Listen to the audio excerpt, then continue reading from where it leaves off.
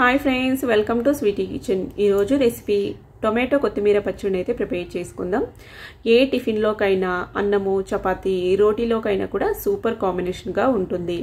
మరి ఈ tasty tomato కొత్తిమీర పచ్చడిని ప్రిపేర్ చేసుకునే ప్రాసెస్ అయితే చూసేద్దాం. ముందుగా కొత్తిమీర మొత్తాన్ని ఈ విధంగా క్లీన్ చేసేసుకోవాలండి. ఇక్కడ 4 పండు టొమాటోలు తీసుకున్నా, అలాగే కారంకి సరిపడా పచ్చిమిర్చి తీసుకున్నా. కొత్తిమీర ఎక్కువ ఉంది కాబట్టి నేను ఇక్కడ టొమాటోలు కూడా 4 తీసుకున్నానండి. కొత్తిమీర నీట్గా వాష్ చేసుకొని ఒక జాలీలో వేసేసుకున్నామంటే ఎక్స్ట్రా వాటర్ అన్ని స్ట్రెయిన్ అయిపోతాయి. పొయ్యి మీద కడాయి పెట్టుకొని నూనె వేసేసుకొని అందులో 1/2 కప్పు పల్లీలు వేసేసుకొని 2-3 నిమిషాల పాటు వేయించుకోవాలి. పల్లీలు ఈ విధంగా వేగిన తర్వాత వీటిని ఒక ప్లేట్లోకి తీసేసుకుందాం. అదే కడాయిలోకి కట్ చేసుకున్న పచ్చిమిర్చి ముక్కలు కూడా వేసేసుకొని వీటిని కూడా ఒక 2-3 నిమిషాల పాటు వేయించుకోవాలి.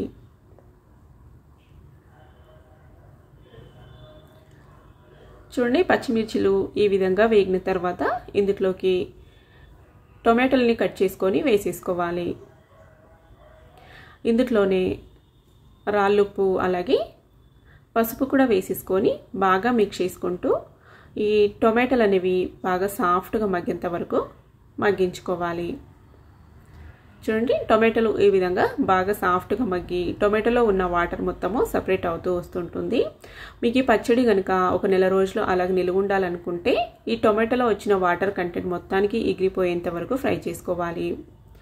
నాకైతే ఇక్కడ వారం రోజులు కూడా ఉండదండి. మాకైతే ఇంట్లో అందరికీ చాలా ఇష్టము. అందుకే ఒక 2 డేస్కే కాలైపోతుంది. అందుకే నేనైతే వాటర్ నీరంతసేపు ఫ్రై చేయలేదన్నట్టు.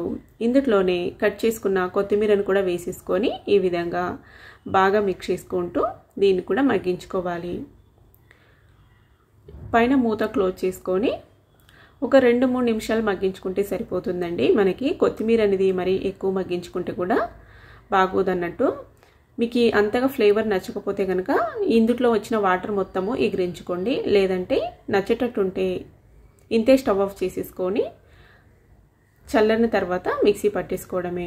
మిక్సీ జార్లో పల్లీలు, వేయించుకున్న కొత్తిమీర, టొమాటో అలాగే వెల్లుల్లిపాయ రేకలు, చింతపండు, ఉప్పు వేసేసుకొని మిక్సీ పట్టేసుకున్నామంటే చూడండి ఈ విధంగా రెడీ అయిపోతుంది. రోల్ ఉంటే రోట్లో నూరుకోండి, ఇంకా బాగుంటుంది. ఇప్పుడు పోపు పెట్టేసుకుందాం.